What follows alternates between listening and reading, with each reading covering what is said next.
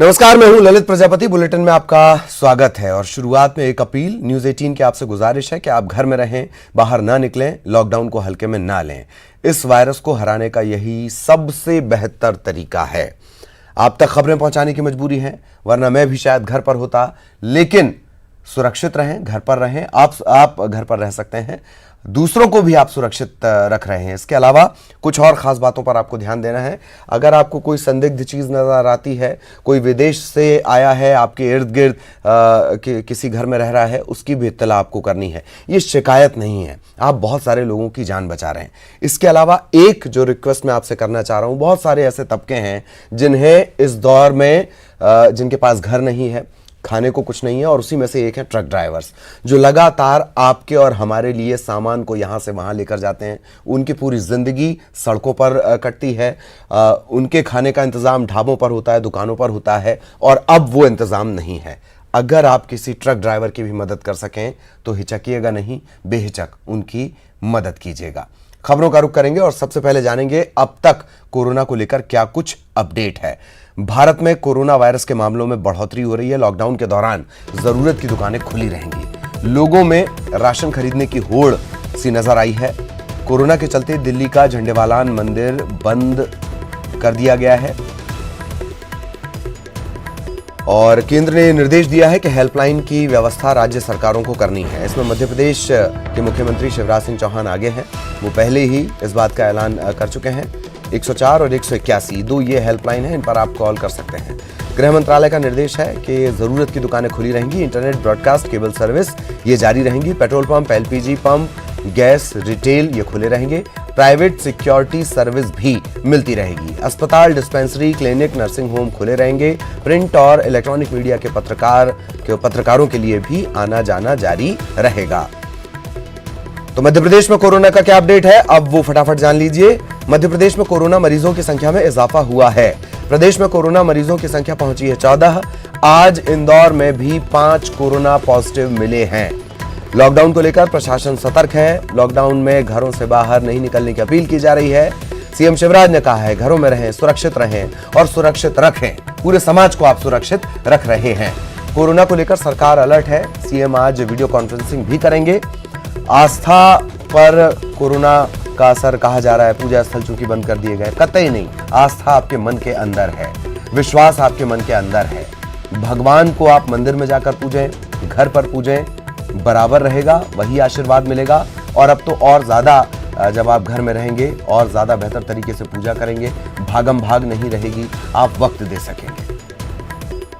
छत्तीसगढ़ में कोरोना की क्या स्थिति है वो भी जान लीजिए। छत्तीसगढ़ में कोरोना का एक भी नया मरीज नहीं है।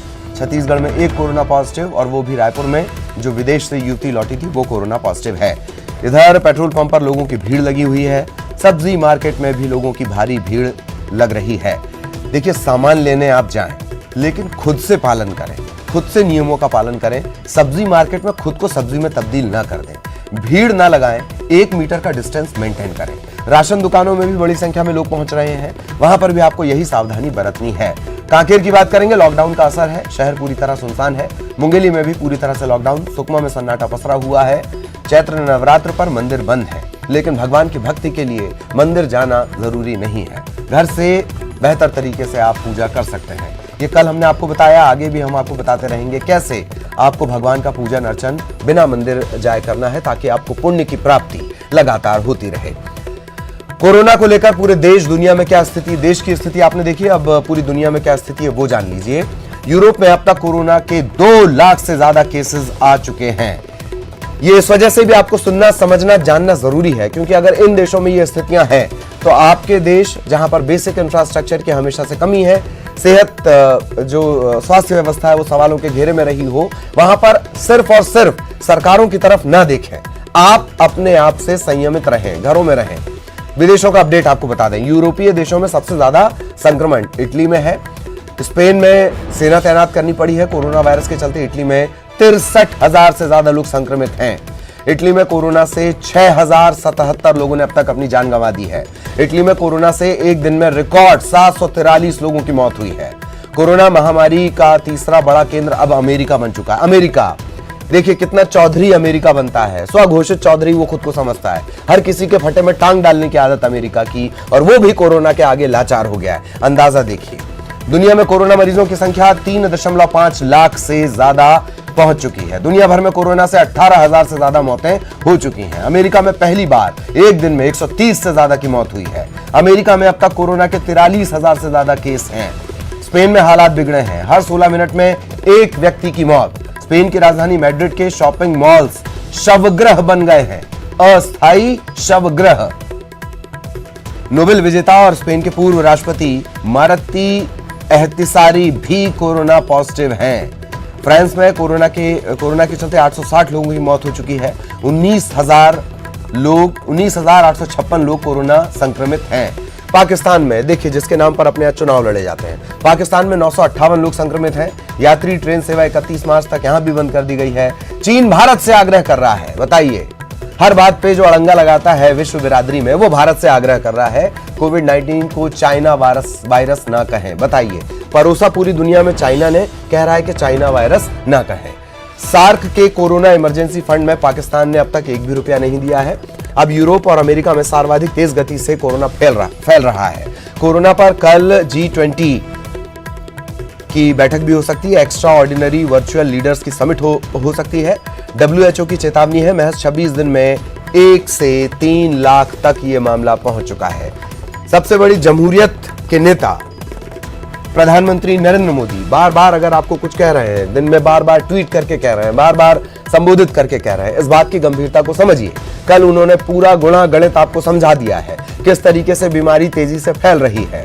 पहले किस तरीके से बीमारी फैली, दूसरे हफ्ते में किस तरीके से फैली, तीसरे हफ्ते में किस तेजी से प्रसार हुआ। उन्होंने घंटों में हिसाब बता दिया, दिनों में हिसाब बता दिया। बावजूद इसके अगर आप अपना बहादुरी, सो कॉल्ड बहादुरी दिखाने के लिए घर से बाहर निकलते हैं, तो उसे बहादुरी नहीं, उसे बेवकूफी कहा जाएगा।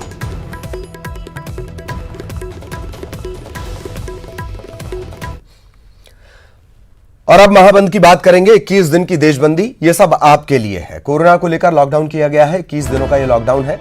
केंद्रीय गृह मंत्रालय ने सभी राज्यों को पत्र लिखा है। खाने पीने की जरूरी सुविधाओं की कमी पर अफवाह फैल सकती है। इस अफवाह का कुछ उपद्रवी लोग नाजायज फायदा उठा सकते हैं, ये गृह मंत्रालय ने अपनी एडवाइजरी में कहा है, तो इससे परेशान नहीं होना है। ये गृह मंत्रालय ने साफ किया है कि सभी लोगों तक ये तमाम चीजें पहुंचे। क्या क्या पहुंचे? खाने पीने का सामान पहुंचे, दवाइयां पहुंचे, जरूरी सुविधाएं पहुंचे, उनकी उपलब्धता रहे, उसका प्रचार भी करना है आपको।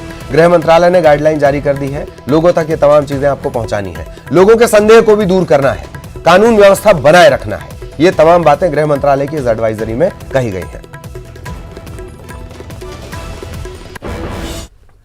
तो 21 दिन का लॉकडाउन है, पूरे देश में 21 दिन तक महाबंदी, इसे कर्फ्यू ही समझिए। कल जब प्रधानमंत्री ने ये बात कही, क्या आपने उसकी गंभीरता को समझा? गंभीरता को समझना है, जो नहीं समझ रहे उन्हें जरूर समझना है। पूरे देश में 21 दिन का लॉकडाउन है, 14 अप्रैल तक ये लॉकडाउन रहेगा। घरों से निकलने पर पाबंदी है, सरकारी और प्राइवेट दफ्तर बंद रहेंगे। लॉकडाउन के दौरान इंटरनेट चालू रहेगा, इंटरनेट चालू रहेगा। बार बार आपको यह कहा जा रहा है कि सोशल मीडिया पर बहुत ज्यादा सावधान आपको रहने की जरूरत है। सोशल मीडिया पर गलत तरीके से अफवाह फैलाना, कोरोना पॉजिटिव से जुड़ी जानकारियां बांटना, कोरोना पॉजिटिव से जुड़ी गलत जानकारियां बांटना, कोरोना को लेकर किसी तरह की भ्रम की स्थिति बनाना, ये तमाम चीजें बर्दाश्त नहीं की जाएंगी। एक एक चीज मॉनिटर हो रही है। अगर आप इसकी गंभीरता अब तक नहीं समझ पाए तो अब समझ जाएं। एडमिन जो बने बैठे हैं, स्वघोषित एडमिन, उनके लिए यह खतरा है। सबसे पहले एडमिन ही उठाए जाएंगे। लॉकडाउन के दौरान इंटरनेट चालू रहेगा, खाने और दवाओं की होम डिलीवरी जारी रहेगी, राशन की दुकान, फल सब्जी की दुकानें खुली रहेंगी, बैंक, बीमा के जो दफ्तर हैं, एटीएम खुले रहेंगे, कम एक्सेस रहेगा। लेकिन petrol pump, CNG, LPG pump ये खुले रहेंगे। शमशान, कब्रिस्तान, अगर खुदा ना खास्ता, भगवान न करे ऐसा हो जाए, कोई अनहोनी हो जाए, तो शमशान कब्रिस्तान आप जा सकते हैं, लेकिन 20 लोगों के ही जाने की इजाजत है। लॉकडाउन तोड़ने पर 1 साल की सजा है।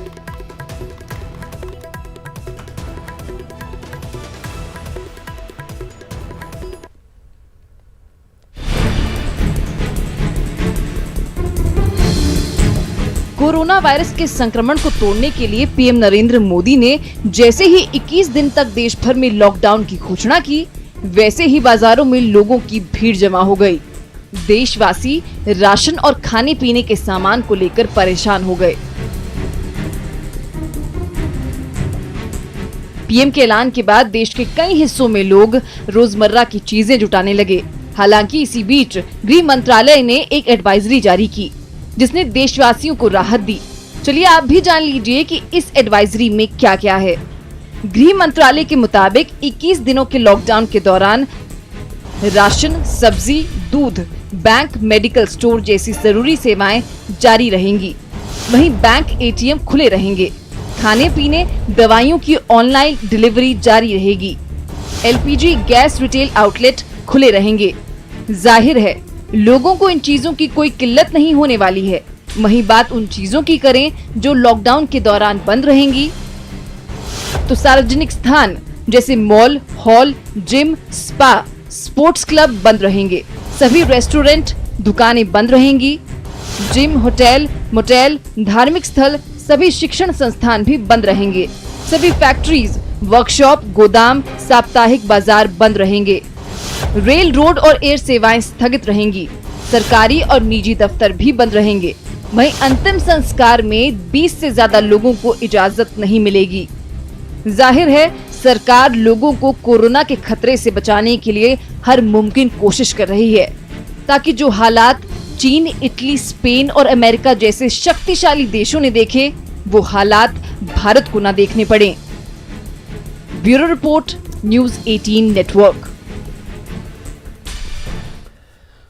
और यहाँ रुकेंगे एक ब्रेक। बघेल सरकार ने कई बड़े फैसले लिए हैं। सरकार के ये फैसले इस महामारी पर काबू पाने के लिए काफी कारगर साबित हो रहे हैं। देखिए।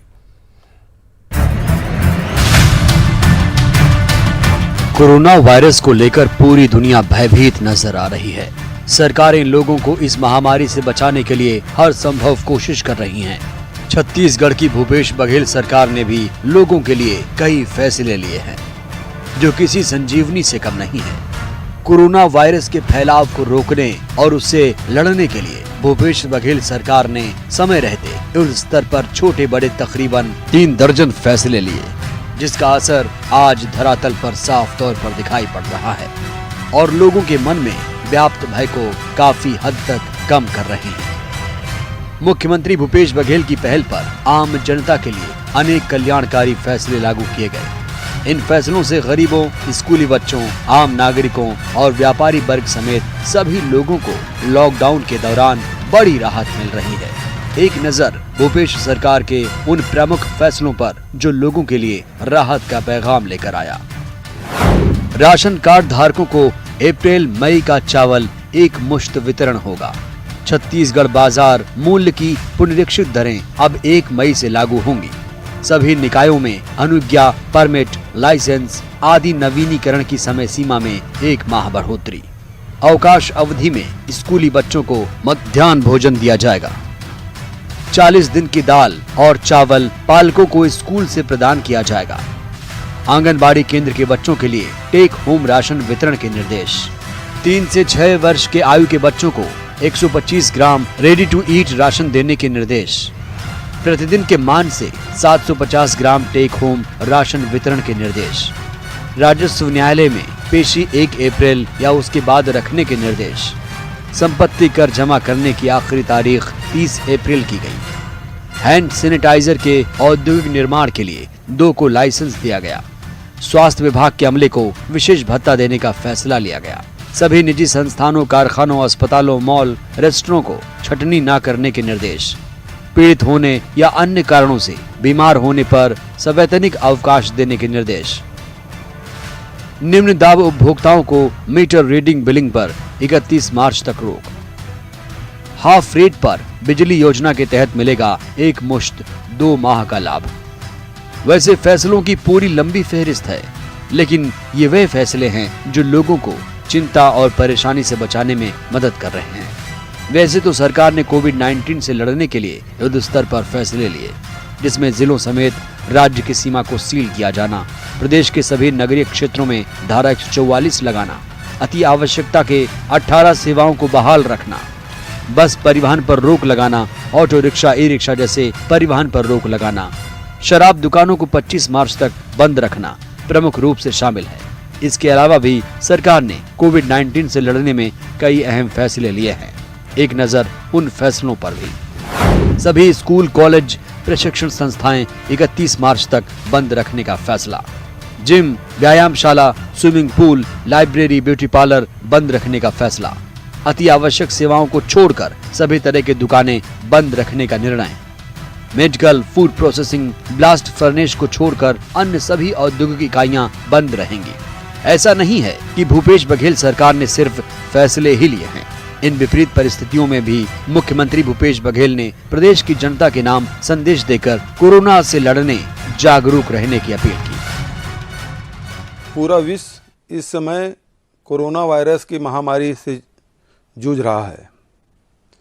छत्तीसगढ़ में भी कोरोना वायरस का एक केस पॉजिटिव पाया गया है, जिसका समुचित उपचार एम्स रायपुर में चल रहा है। पीड़ित के परिवार के सभी सदस्यों और उनके संपर्क में आने वाले सभी लोगों की पहचान कर उनको भी आइसोलेशन में रखा गया है।